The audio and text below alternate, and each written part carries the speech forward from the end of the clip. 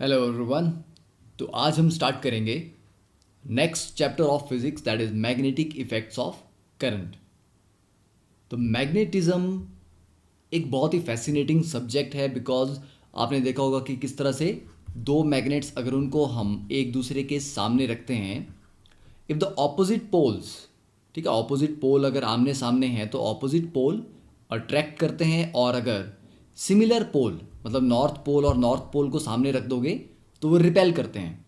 ठीक है, तो बहुत फैसिनेटिंग चीज़ है, क्योंकि आप एक डिस्टेंस से किसी दूसरे ऑब्जेक्ट को अट्रैक्ट और रिपेल कर सकते हो बिना उसे टच किए हुए। अब ये जो मैग्नेटिक इफेक्ट्स हैं इनको हम यूज़ करते हैं, ये जो आप देख रहे हैं डायग्राम में, this is a picture of a maglev train. ठीक है, मैगलेव ट्रेन्स, इनकी जो हाईएस्ट रिकॉर्डेड स्पीड है that is 603 kilometre per hour. तो दैट इज डेफिनेटली बहुत ज़्यादा फास्ट स्पीड पे ये ट्रेन्स ट्रैवल करती हैं। और जो मैगलेव है, दिस वर्ड ये आता है मैग्नेटिक लेविटेशन। ठीक है, मैग्नेटिक लेविटेशन। ठीक है, तो मैगलेव ट्रेन में ऐसा क्या स्पेशल है कि ये 603 किलोमीटर पर आवर की स्पीड तक पहुंच जाती हैं। अब इनमें बेसिकली जो प्रिंसिपल यूज हो रहा है वो मैग्नेटिज्म का हो रहा है कि दो मैग्नेट्स अगर एक दूसरे को रिपेल कर रहे हैं, ठीक है, तो वो दोनों कांटेक्ट में नहीं आएंगे। ठीक है, तो मैग्नेटिक रिपल्शन के प्रिंसिपल को एक बहुत ही सोफिस्टिकेटेड तरीके से यहाँ पर अप्लाई किया जाता है, और ये ट्रेन्स अपने ट्रैक के साथ कांटेक्ट में नहीं होती। मतलब जो ट्रैक है और जो ट्रेन है वो उनके बीच में गैप है, तो ये एक तरह से हवा में चल रही है। ठीक है, it is just floating in the air. तो इसी वजह से, क्योंकि ये जब ये कांटेक्ट नहीं बनाएगी तो दो सरफेस के बीच में फ्रिक्शन नहीं होगा, फ्रिक्शन नहीं होगा तो definitely train much faster speeds को अचीव कर पाएगी। ठीक है, तो मैग्नेटिक इफेक्ट को इस तरह से यूज़ किया जा रहा है, और this is the future of transport.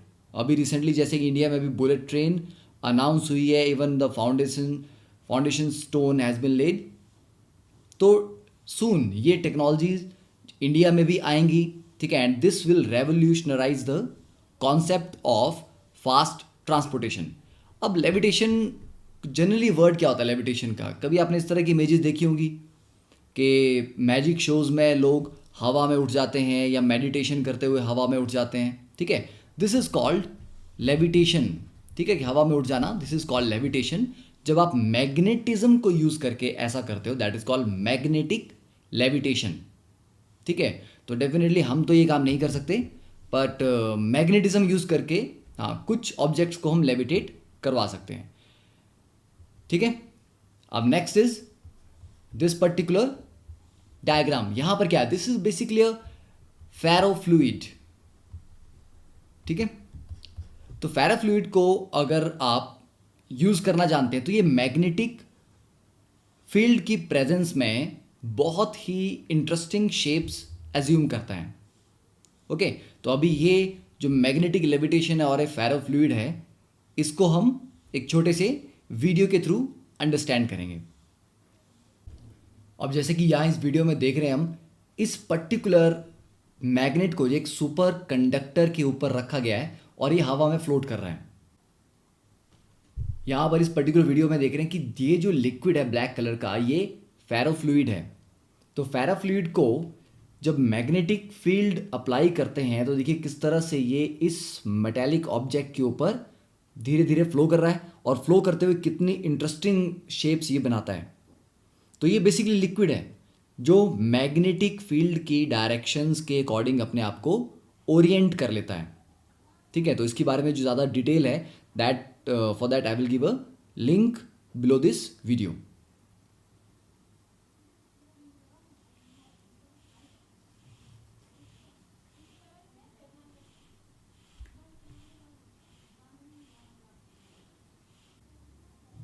अब नेक्स्ट एप्लीकेशन इसकी हम देखते हैं कि that is the credit card. तो क्रेडिट कार्ड भी सबने यूज़ किया होता है जनरली। ठीक है, तो आपके डेबिट कार्ड्स हैं, क्रेडिट कार्ड्स हैं, उनके पीछे एक स्ट्रिप लगी होती है जिसको बोलते हैं मैग्नेटिक स्ट्रिप।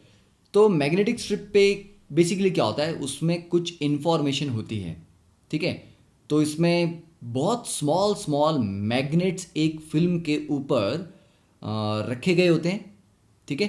तो ये जो मैग्नेटिक स्ट्रिप है इसमें आपके कार्ड से रिलेटेड बड़ी इंपॉर्टेंट इंफॉर्मेशन होती हैं, ठीक है। तो अगर ये मैग्नेटिक स्ट्रिप अगर ख़राब हो जाती है किसी भी कार्ड की, क्रेडिट कार्ड की, तो डेफिनेटली वो कार्ड अब किसी काम का नहीं रह जाता। तो मैग्नेटिक स्ट्रिप, तो यहाँ भी मैग्नेटिज्म आ गया हमारी डे टू डे लाइफ में, ठीक है।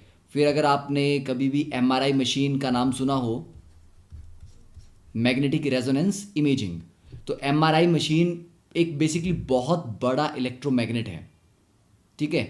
तो एमआरआई लोग करवाते हैं जब कोई बड़ी सीरियस प्रॉब्लम्स हो जाती हैं, ठीक है। चेक करना पड़ता है कि ब्रेन में कोई प्रॉब्लम तो नहीं आ रही है, न्यूरल प्रॉब्लम तो नहीं है, तो एमआरआई कराया जाता है। तो ये बेसिकली मैग्नेटिज्म है, तो इसका मेडिकल साइंस में बहुत ज़्यादा यूज़ है।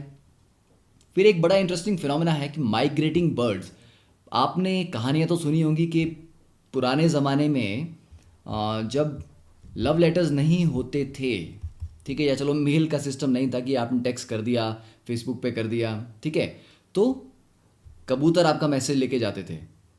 तो दैट्स अ फनी थिंग कि उतना गलत भी नहीं है, क्योंकि बर्ड्स में एक स्पेशल प्रॉपर्टी होती है कि वो डायरेक्शन याद रखते हैं, ठीक है। वो भूलते नहीं है कि वो उड़ते उड़ते भटक गए, कि जाना था कहीं और कहीं और पहुंच गए, तो ऐसा नहीं होता। तो बर्ड्स किस तरह से हंड्रेड्स ऑफ माइल्स ट्रैवल करके एक कंट्री से दूसरी कंट्री तक पहुंच जाते हैं, स्टिल वापस भी आ जाते हैं।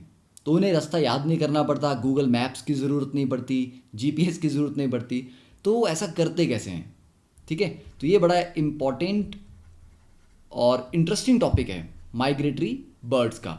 तो रिसेंटली साइंटिस्ट ने डिस्कवर किया कि जो बर्ड्स हैं इनकी आइज़ में एक मैग्नेटिक प्रोटीन होता है। वो मैग्नेटिक प्रोटीन अर्थ की मैग्नेटिक फील्ड के अकॉर्डिंग इनको डायरेक्ट करता है कि ठीक है ये कौन सी डायरेक्शन नॉर्थ है, कौन सी साउथ है, ठीक है। तो ये एक बड़ी अच्छी डिस्कवरी है। और इवन ह्यूमंस में ये प्रोटीन होता है आइज़ में, बट बहुत कम अमाउंट में होता है। मीन्स हम में भी कैपेबिलिटी है अर्थ की मैग्नेटिक फील्ड को डिटेक्ट करने की। जैसे इस पर्टिकुलर डायग्राम में दिखाया गया है कि बर्ड की जो आइज़ हैं, birds imprint on the patterns of the sun and stars, के सन का पैटर्न अभी कैसा है, स्टार्स का पैटर्न कैसा है, उसको ये समझते हैं, उसको यूज़ करके अपना रास्ता जो वो डिसाइड करते हैं, ठीक है। देन जो बर्ड्स की जो चोंच होती है, द बीक, द बर्ड्स में use an olfactory map to smell, तो वो स्मेल से भी थोड़ा रास्ता समझते हैं, ठीक है, कि किस डायरेक्शन में जाना है। एंड ईयर, ठीक है, बर्ड्स के जो ईयर होते हैं वहाँ पर टाइनी कंसंट्रेशन ऑफ आयरन होती है। वो आयरन क्या करता है, वो भी अर्थ के मैग्नेटिक फील्ड के अकॉर्डिंग बर्ड को नेविगेट करने में हेल्प करता है। तो ये तो कुछ इंटरेस्टिंग फिनोमेना। अब आपको मैं एक छोटा सा हिंट देता हूँ, जो आपका होमवर्क भी होगा, आपको उसके बारे में सर्च करना है गूगल पे, कि जो न्यूरो साइंस है, ठीक है, ये जो न्यूरो सर्जन होते हैं, न्यूरो सर्जन किस तरह से मैग्नेटिज्म को सर्जरी में यूज़ कर सकते हैं। मतलब मेडिकल साइंसेज में आपको बड़ी ही कॉम्प्लिकेटेड सर्जरीज करनी है, जहाँ तक आपका हाथ नहीं जा सकता, ठीक है, ब्रेन की सर्जरी करनी है, वहाँ पर मैग्नेटिज्म को कैसे यूज़ करते हैं, तो ये आपको फाइंड आउट करना है, ठीक है। तो अब नेक्स्ट हम बात करते हैं कि हिस्ट्री कि मैग्नेटिज्म, ये जो वर्ड है ये कहाँ से आया, कैसे कैसे ये पूरी साइंस डेवलप हुई। तो the term magnetism comes from the name Magnesia. That's a coastal district in ancient Greece where certain stones were found. तो कुछ ऐसे stones मिले वहाँ पे ग्रीक में जो मैग्नेटिक प्रॉपर्टीज थी, मतलब आयरन को अट्रैक्ट करने की उनमें प्रॉपर्टीज थी। तो ये करीब 2000 साल पहले ऐसा हुआ। तो वहाँ से उस जगह का नाम था मैग्नीशिया, तो वहाँ से टर्म आई मैग्नेटिज्म। फिर उसके बाद ये जो मैग्नेट्स थे, जब पता लगा कि अच्छा ये एक पर्टिकुलर डायरेक्शन में नीडल को ओरिएंट कर सकते हैं, तो आपने कंपास में यूज़ करना स्टार्ट किया, ठीक है। तो magnets were first fashioned into compasses and use for navigation by the Chinese in 12th century. तो 12th सेंचुरी में चाइनीज़ ने इनको यूज़ करना स्टार्ट किया नेविगेट करने के लिए, कि कौन सी डायरेक्शन नॉर्थ है, कौन सी डायरेक्शन साउथ है, उसके अकॉर्डिंग।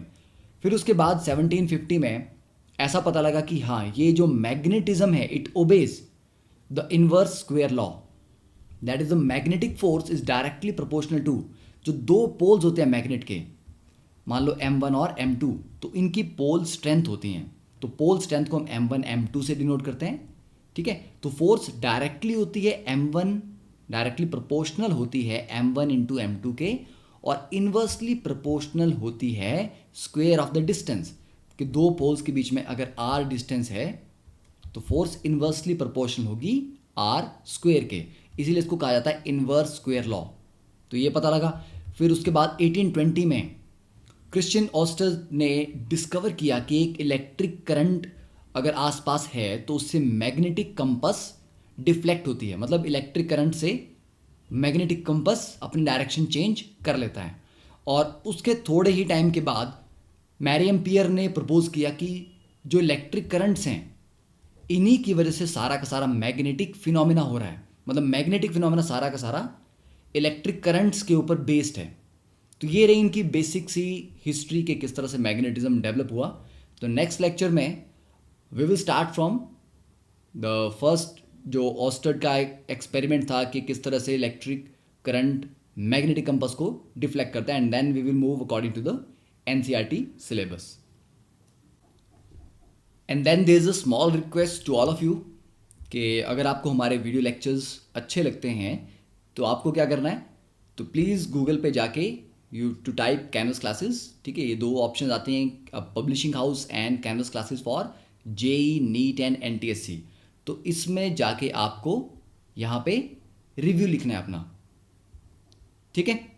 तो अगर आपको लगता है कि कैनवस क्लासेस से आपको रियलिटी में बेनिफिट मिला तो this is a humble request from our side कि आप प्लीज़ कैनवस क्लासेस पे जाके एक रिव्यू पोस्ट करें, ताकि सबको पता लगे कि आपको बेनिफिट मिला है। कोई आपका सजेशन है तो वो यहाँ पर आप डाल सकते हैं, ठीक है। Thank you, have a nice day.